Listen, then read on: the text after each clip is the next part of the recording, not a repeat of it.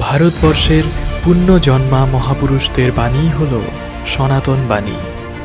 অমৃতের পুত্রদের এই বাণী আমাদের জীবনকে পবিত্র করুক।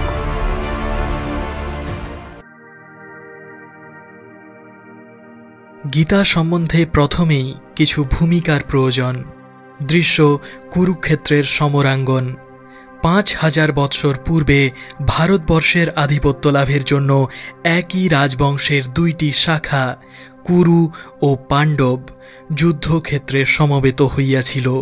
পাণ্ডবদের ছিল রাজ্যে ন্যায়সঙ্গত অধিকার, কৌরবদের ছিল বাহুবল। পাণ্ডবদের ৫ ভ্রাতা এতদিন বনে বাস করিতেছিলেন। শ্রীকৃষ্ণ ছিলেন তাঁদের সখা।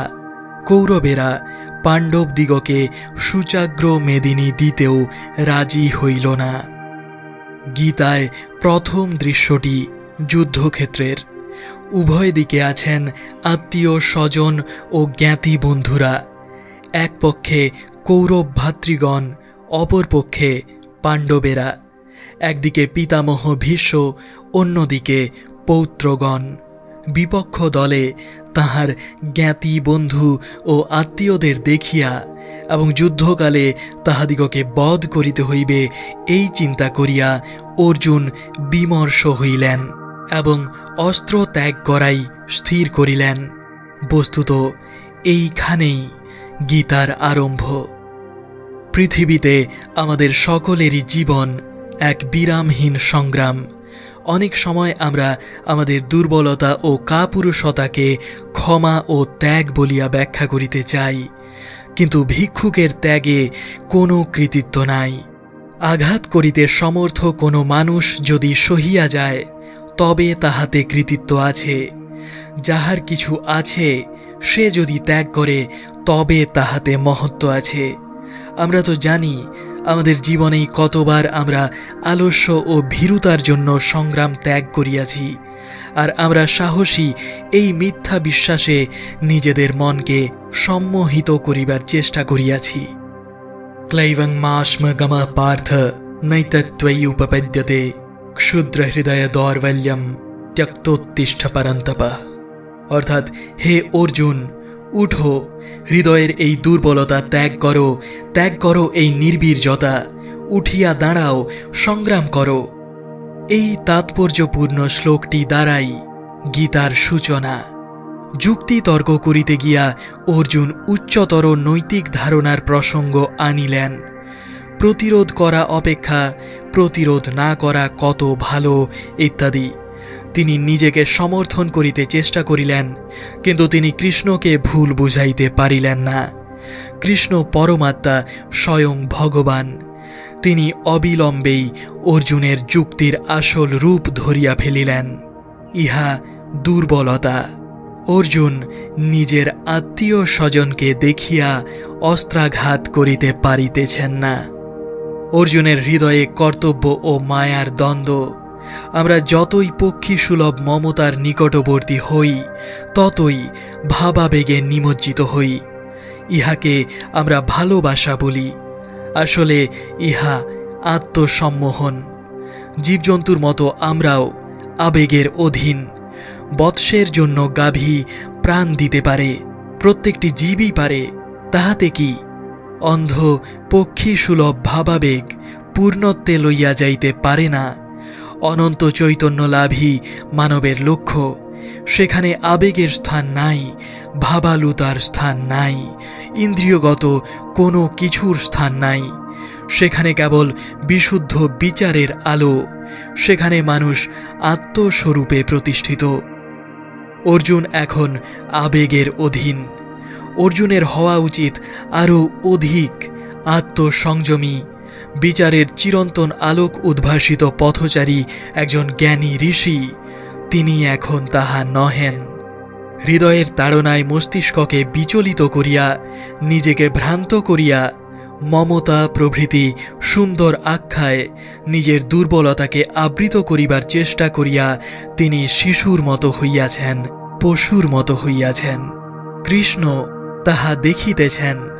অর্জুন সামান্য বিদ্যাবুদ্ধি সম্পন্ন মানুষের মতো কথা বলিতেছেন, বহু যুক্তির অবতারণা করিতেছেন, কিন্তু তিনি যাহা বলিতেছেন তাহা অজ্ঞের কথা। অশোচ্যানন্বশোচস্ত্বম প্রজ্ঞাবাদাংশ্চ ভাষসে গতাশু ন গতাশুংশ্চ নানুশোচন্তি পণ্ডিতাঃ। জ্ঞানী ব্যক্তি জীবিত বা মৃত কাহারও জন্যই শোক প্রকাশ করেন না। তোমার মৃত্যু হইতে পারে না, আমারও না। এমন সময় কখনো ছিল না যখন আমরা ছিলাম না, এমন সময় কখনো আসিবে না যখন আমরা থাকিব না। ইহজীবনে মানুষ যেমন শৈশব অবস্থা হইতে আরম্ভ করিয়া ক্রমে যৌবন ও বার্ধক্য অতিক্রম করে, তেমনি মৃত্যুতে সে দেহান্তর গ্রহণ করে মাত্র। জ্ঞানী ব্যক্তি ইহাতে মুহ্যমান হইবে কেন? দেহিনোস্মিন যথা দেহে কৌমারম যৌবনম জরা তথা দেহান্তরের প্রাপ্তি ধীরস্তত্র ন মুহ্যতি।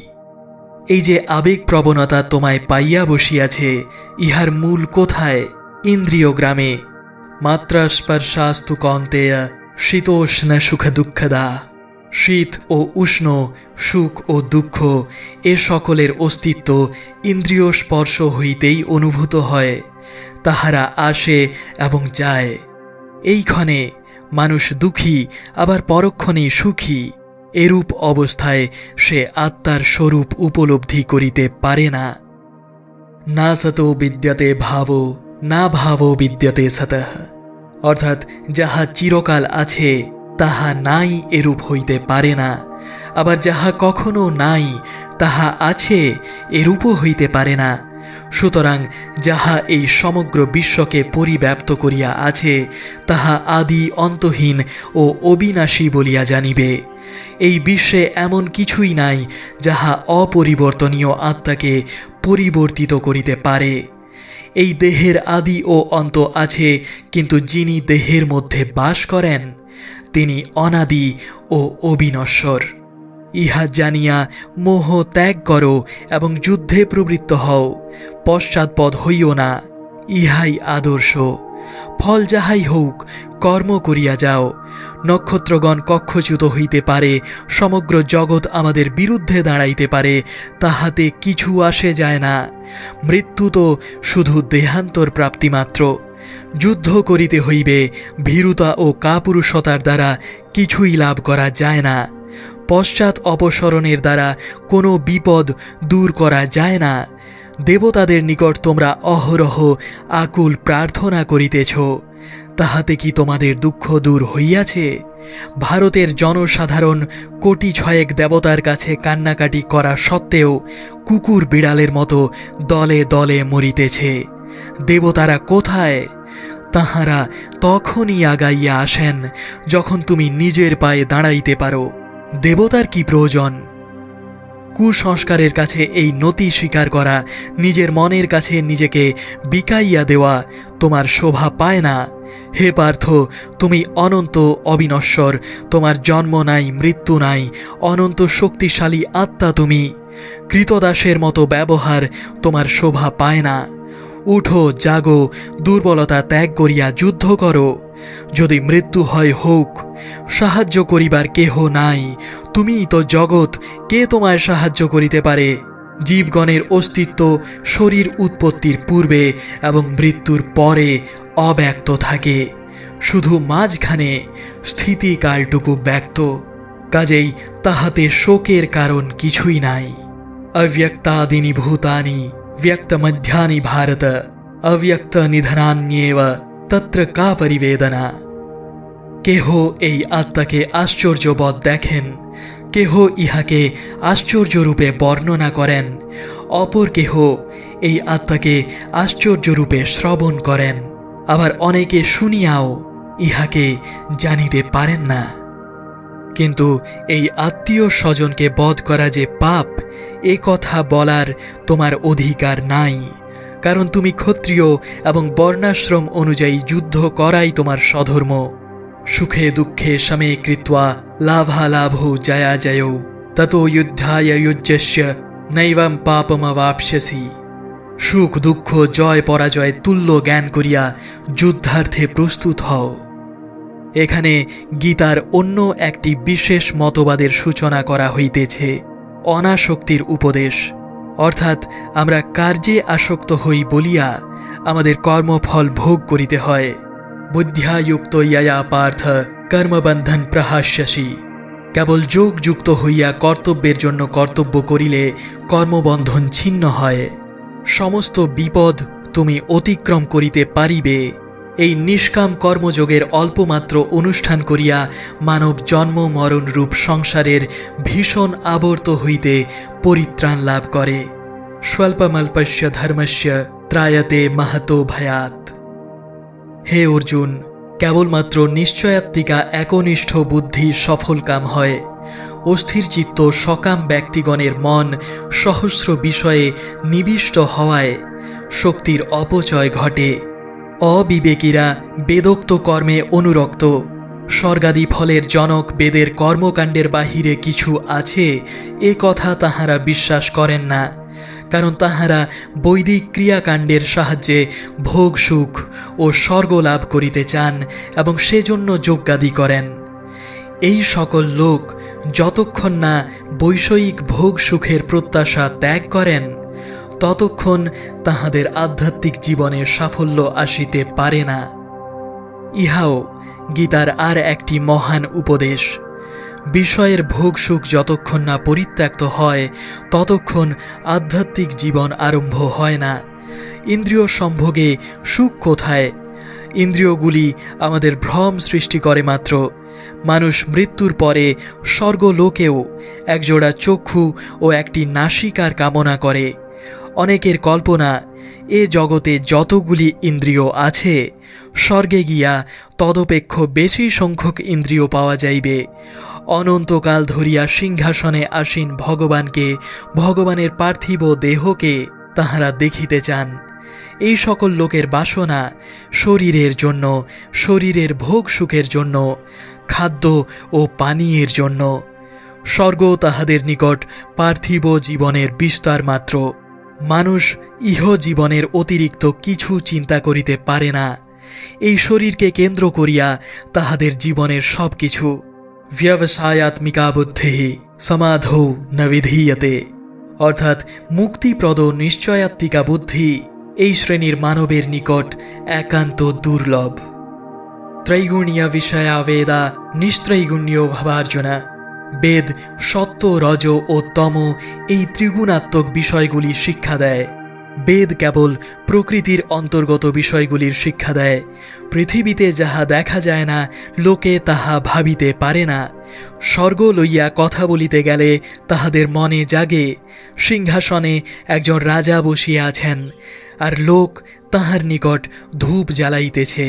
সবই প্রকৃতি, প্রকৃতির বাহিরে কিছুই নাই। কাজেই বেদ প্রকৃতি ভিন্ন অন্য কিছু শিক্ষা দেয় না। এই প্রকৃতির পারে যাও, অস্তিত্বের এই দ্বৈত ভাবের পারে যাও, তোমার ব্যক্তিগত চেতনার পারে যাও। কোনো কিছুকে গ্রাহ্য করিও না, মঙ্গল বা অমঙ্গলের দিকে তাকাইও না। আমরা নিজ দিগকে দেহের সহিত অভিন্নভাবে দেখিতেছি। আমরা দেহ মাত্র, অথবা দেহটি আমাদের। আমার দেহে চিমটি কাটলে আমি চিৎকার করি, এ সকলই অর্থশূন্য, কারণ আমি আত্মস্বরূপ। দেহকে আত্মার সহিত অভিন্নভাবে চিন্তা করার জন্যই এই দুঃখ, শোক, কল্পনা, প্রাণী, দেবতা, দানব, এই বিশ্বজগৎ প্রত্যেকটি জিনিস আসিয়া পড়িয়াছে। আমি চৈতন্য স্বরূপ, তুমি চিমটি কাটলে আমি কেন লাফাইয়া উঠিব? এই দাসত্ব লক্ষ্য করো। লজ্জা হয় না তোমার? আমরা নাকি ধার্মিক? আমরা নাকি দার্শনিক? আমরা নাকি ঋষি? ভগবান মঙ্গল করুন, আমরা কি? জীবন্ত নরক বলিতে যাহা বোঝায় আমরা তাহাই, পাগল বলিতে যাহা বোঝায় আমরা তাহাই। আমরা আমাদের শরীরের ধারণা ছাড়িতে পারি না। আমরা পৃথিবীতেই বদ্ধ আছি। এই সংস্কারগুলি আমাদের বন্ধন। এই জাতীয় সহস্র সংস্কারের বন্ধনে বদ্ধ অবস্থায় আমরা শরীর ছাড়িয়া যাই। একেবারে আসক্তি শূন্য হইয়া কে কাজ করিতে পারে? ইহাই প্রকৃত প্রশ্ন। ঐরূপ আসক্তিশূন্য ব্যক্তির নিকট কর্মের সফলতা ও বিফলতা সমান কথা। যদি সারা জীবনের কর্ম এক মুহূর্তে পুড়িয়া ছাই হইয়া যায়, তাহা হইলেও ওই ব্যক্তির হৃৎপিণ্ডে বারেকের জন্য বৃথা স্পন্দন জাগে না। কর্মজম বুদ্ধিযুক্তা হি ফলম ত্যক্ত্বা মনীষিণা। ফলের কথা চিন্তা না করিয়া যিনি কর্মের জন্য কর্ম করিয়া যান, তিনি যোগী। এইভাবে তিনি জন্ম মৃত্যুর যন্ত্রণাকে অতিক্রম করেন, এইভাবে তিনি মুক্ত হন। তখন তিনি দেখিতে পান যে সকল প্রকার আসক্তি মিথ্যা মায়া, আত্মা কখনো আসক্ত হইতে পারেন না। তারপর তিনি সকল শাস্ত্র ও দর্শনের পারে গমন করেন। গ্রন্থ ও শাস্ত্রের দ্বারা যদি মন বিভ্রান্ত হয়, এক মহা আবর্তের মধ্যে আকৃষ্ট হয়, তাহা হইলে এই সব শাস্ত্রের সার্থকতা কি? কোন শাস্ত্র এই প্রকার বলে, অন্যটি আর এক প্রকার বলে। কোন গ্রন্থ অবলম্বন করিবে? একাকী দণ্ডায়মান হও, নিজের আত্মার মহিমা দেখো। তোমায় কর্ম করিতে হইবে, তবেই তুমি দৃঢ় প্রতিজ্ঞ হইবে। অর্জুন জিজ্ঞাসা করিলেন, স্থিতপ্রজ্ঞস্য কা ভাষা সমাধিস্থস্য কেশব? স্থিতপ্রজ্ঞ ব্যক্তি কে? শ্রীকৃষ্ণ উত্তর দিলেন, প্রজহাতি যদা কামান সর্বান পার্থ মনোগতান আত্মন্যেবাত্মনঃ তুষ্টঃ স্থিতপ্রজ্ঞস্তদোচ্যতে। যিনি সকল বাসনা ত্যাগ করিয়াছেন, কিছুই আকাঙ্ক্ষা করেন না, এমনকি এই জীবনও নয়, স্বাধীনতা নয়, দেবতা নয়, কর্ম নয়, কোনো কিছুই নয়। যখন তিনি পরিতৃপ্ত, তখন আর অধিক কিছু চাহিবার তাহার নাই। তিনি আত্মার মহিমা প্রত্যক্ষ করিয়াছেন এবং নিজের মধ্যে সংসার, দেবতা, স্বর্গ সকলই প্রত্যক্ষ করিয়াছেন। তখন দেবতারা আর দেবতা থাকেন না, মৃত্যু আর মৃত্যু থাকে না, জীবন আর জীবন থাকে না। প্রত্যেকটি জিনিসই পরিবর্তিত হইয়া যায়। দুঃখেষ্বনুদ্বিগ্নমনা সুখেষু বিগত স্পৃহ वीतराग भय क्रोध স্থিতধীর মুনিরুচ্যতে। যদি কাহারও ইচ্ছা দৃঢ় হয়, তাহার মন যদি দুঃখে বিচলিত না হয়, যদি তিনি কোনো প্রকার সুখের আকাঙ্ক্ষা না করেন, যদি তিনি সকল প্রকার আসক্তি, সকল প্রকার ভয়, সকল প্রকার ক্রোধ হইতে মুক্ত হন, তবে তাহাকে স্থিতপ্রজ্ঞ বলা হয়। यदा संहरते चायं कुर्मोऽङ्गानिव सर्वश ইন্দ্রিয়াণীন্দ্রিয়ার্থেভ্য তস্য প্রজ্ঞা প্রতিষ্ঠিতা। কচ্ছপ যেমন করিয়া তাহার অঙ্গগুলিকে অভ্যন্তরে টানিয়া লয়, তাহাকে আঘাত করিলে একটি পাও বাহিরে আসে না, ঠিক তেমনি যোগী তাহার ইন্দ্রিয়গুলিকে অভ্যন্তরে টানিয়া লইতে পারেন। কোনো কিছুই ওই ইন্দ্রিয়গুলিকে জোর করিয়া বাহিরে আনিতে পারে না। কোনো প্রলোভন বা কোনো কিছুই তাহাকে টলাইতে পারে না। সারা বিশ্ব তাহার চতুর্দিকে চূর্ণ হইয়া যাক, উহা তাহার মনে একটি তরঙ্গও সৃষ্টি করিবে না। অতঃপর একটি অতি প্রয়োজনীয় প্রশ্ন আসিয়া পড়ে। অনেক সময় লোকে বহুদিন ধরিয়া উপবাস করে। কোনো নিকৃষ্ট ব্যক্তি 20 দিন উপবাস করিলে বেশ শান্তও হইয়া ওঠে। এই উপবাস আর আত্মপীড়ন সারা পৃথিবীর লোক করিয়া আসিতেছে। কৃষ্ণের ধারণায় এই সব অর্থশূন্য। তিনি বলেন, যে মানুষ নিজের ওপর উৎপীড়ন করে, তাহার নিকট হইতে ইন্দ্রিয়গুলি কিছুকালের জন্য নিবৃত্ত হয়, কিন্তু 20 গুণ অধিক শক্তি লইয়া পুনঃপ্রকাশিত হয়। তখন তুমি কি করিবে? ভাবখানা এই যে স্বাভাবিক হইতে হইবে। কৃচ্ছ সাধন নহে, অগ্রসর হও, কর্ম করো, কেবল দৃষ্টি রাখিও যেন আসক্ত হইয়া না পড়ো। যে ব্যক্তি অনাসক্তির কৌশল জানে না বা তাহার সাধনা করে না, তাহার প্রজ্ঞা কখনো দৃঢ়ভাবে প্রতিষ্ঠিত হইতে পারে না। আমি বাহিরে গিয়া চোখ মেলিলাম, যদি কিছু থাকে আমি অবশ্যই দেখিতে পাইব, না দেখিয়া পারি না। মন ইন্দ্রিয়ের পশ্চাতে ধাবিত হয়। এখন ইন্দ্রিয়গুলিকে যে কোনো প্রকার প্রকৃতিজাত প্রতিক্রিয়া বর্জন করিতে হইবে।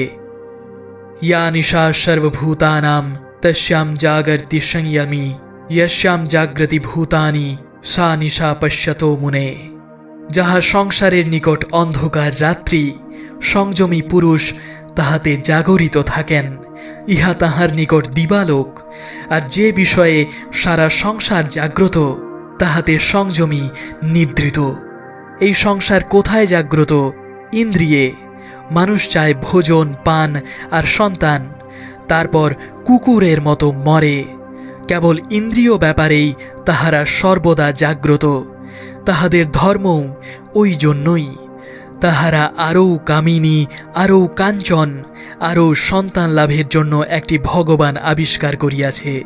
অধিকতর দেবত্ব লাভের সাহায্য করিবার জন্য ভগবানকে চায় নাই। যেখানে সারা জগৎ জাগ্রত, সেখানে যোগী নিদ্রিত।